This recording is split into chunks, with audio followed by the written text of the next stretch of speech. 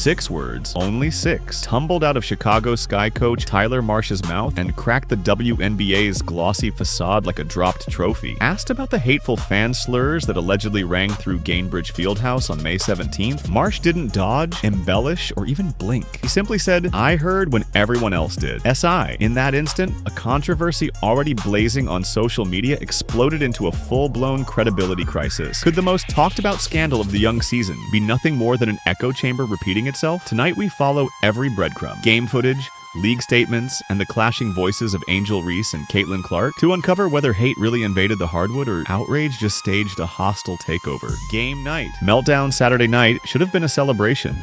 25 years, an entire generation, had passed since a regular season WNBA game pulled in TV numbers like the Fever Sky matchup. But the crowd of 17,274 didn't pack the arena for pageantry. They came to watch two college legends renew a rivalry in the pros. The scoreboard, though, turned lopsided fast. Indiana 93, Chicago 58. CBSSports.com. Mid-third quarter, Clark swiped at Reese's arm on a drive. Officials upgraded the contact to a flagrant 1, and tempers flared. Reese popped up, eyes locked on Clark, not on the stands, and Aaliyah Boston jumped between them as whistles shrieked. Double technicals flew, frustration simmered, but not a single player gestured toward hecklers. Broadcast mics caught squeaking soles, coach instructions, and Boston's exasperated chill, yet no hateful language surfaced. The game rolled on, the Fever rolled over the Sky, and at the horn, Indiana fans roared a triumphant 35-point roar. But the real noise was still to come.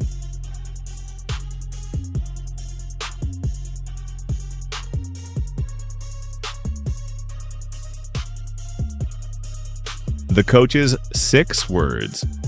2 days later, Chicago's practice gym buzzed with reporters expecting a firm timeline of the alleged abuse. Instead, they got Marsh's deadpan. "I heard when everyone else did." A translation? The man standing 12 feet from the student section heard nothing during play. Nothing in timeouts. Nothing whispered by staff or athletes. Marsh added that the organization would comply fully with league investigators, but his core admission painted a bewildering picture. No in-arena complaints, no ejection requests, no real-time escalation. Just a viral rumor flaming out on X while both teams were already in the locker room. If the head coach was in the dark, who exactly heard the slurs first? The league steps in without proof. Within hours of the online uproar, the WNBA dropped an unambiguous statement.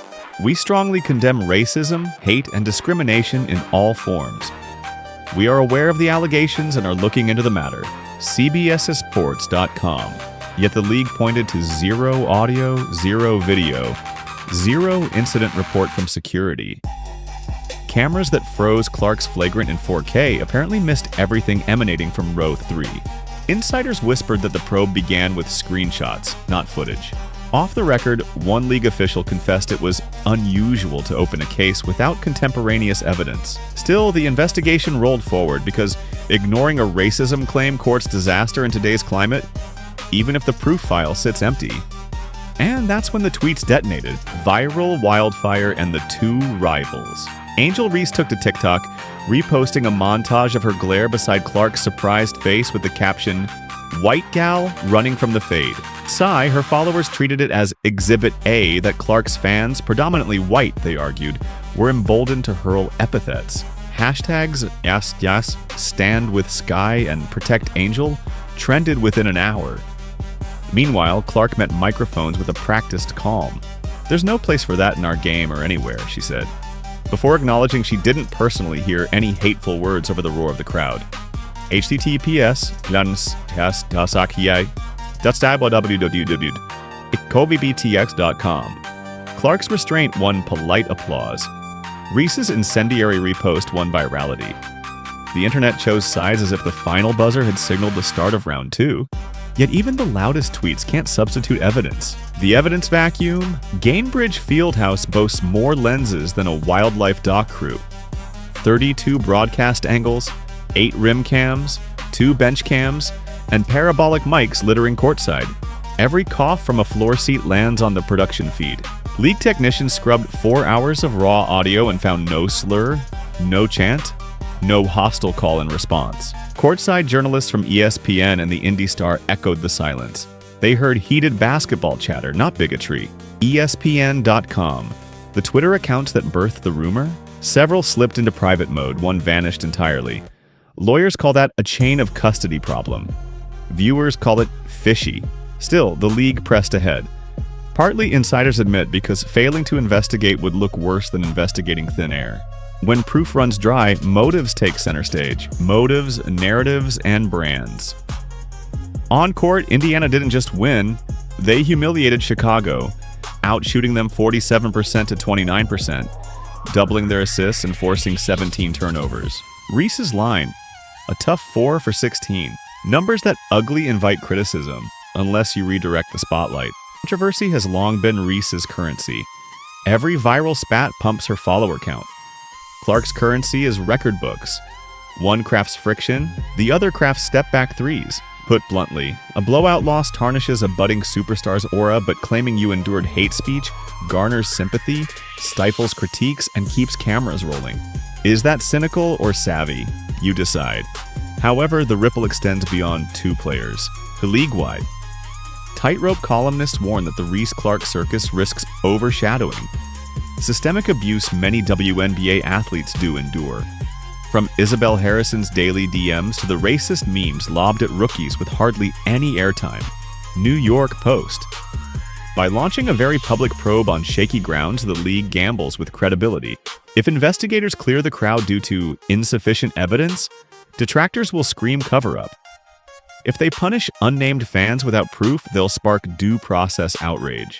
Executives are already discussing live transcript tech and faster responding security protocols, but those upgrades cost money a league still chasing profitability doesn't readily have.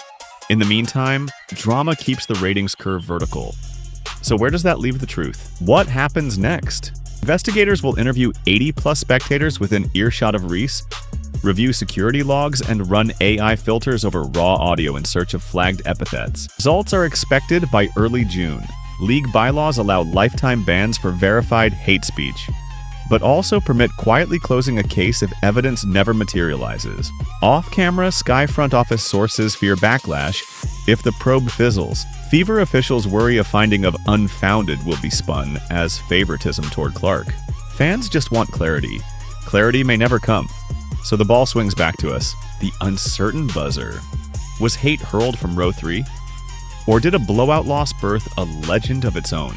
Coach Marsh's 6-word shrug, the league's swift but shadowy probe, and the digital inferno that followed have left the scoreboard blinking. Evidence 0, outrage 100.